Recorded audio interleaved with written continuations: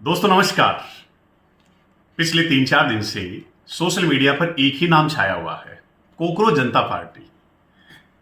आखिर क्यों जरूरत पड़ी कोकरोच जनता पार्टी की, और आखिर इतनी जल्दी इतनी सारी फॉलोअर्स कैसे हो गए, और फिर आखिर क्या जरूरत पड़ी कि जो ट्विटर हैंडल है वहां से अकाउंट को ब्लॉक ही कर दिया गया। खैर, ये तो सारी सोशल मीडिया पर चलने वाली बातें हैं, लेकिन अगर एक राजनीतिक दल का गठन होता है तो उसके पंजीकरण को लेकर भारत के संविधान में क्या व्यवस्थाएं की गई है। दोस्तों, राजनीतिक दल के गठन के 30 दिनों के भीतर भारतीय निर्वाचन आयोग में आवेदन करना आवश्यक है, और यह आवेदन आयोग के द्वारा भारत के संविधान के अनुच्छेद 324 और लोक प्रतिनिधित्व अधिनियम 1951 की धारा 29(a) के अंतर्गत जो प्रदत्त शक्तियां हैं उनके अनुसार निर्धारित दिशा निर्देशों के अंतर्गत संचालित होती है। सार्वजनिक सूचना भी देनी पड़ती है कि पार्टी के नाम को 2 राष्ट्रीय और 2 स्थानीय समाचार पत्रों में प्रकाशित करना होता है। अब इससे लाभ क्या होगा कि पंजीकृत दलों को स्वतंत्र उम्मीदवारों की तुलना में चुनाव चिन्ह आवंटन करने में प्राथमिकता होती है। अब एक प्रश्न आपके दिमाग में आ रहा होगा कि आखिर राष्ट्रीय दल बनते कैसे हैं।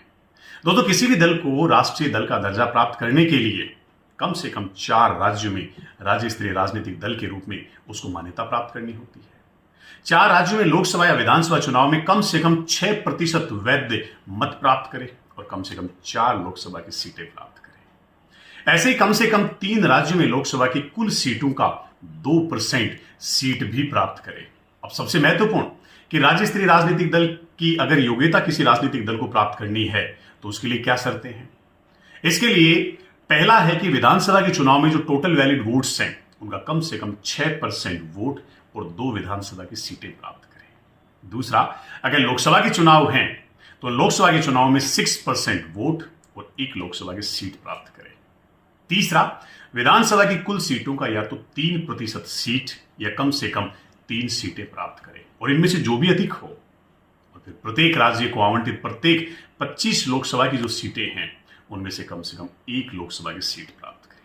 और अंतिम शर्त है, लोकसभा या विधानसभा के चुनाव में किसी राज्य में टोटल वैलिड वोट्स जो हैं उनका 8% वोट प्राप्त करें।